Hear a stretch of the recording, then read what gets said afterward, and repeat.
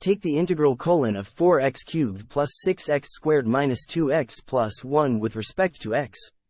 Integral left parenthesis 4x cubed plus 6x squared minus 2x plus 1 right parenthesis dx.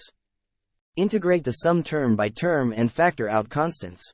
4 times the integral of x cubed dx plus 6 times the integral of x squared dx minus 2 times the integral of x dx plus the integral of 1 dx. The integral of x cubed is x to the power of 4 over 4.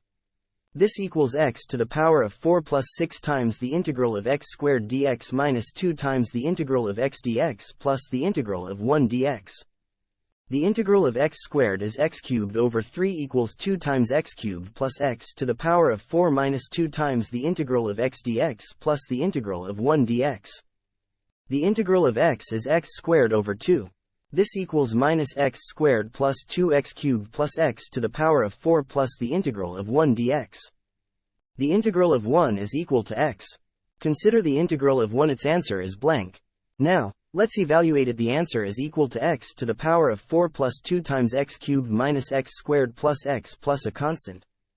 The answer is equal to a polynomial expression in x.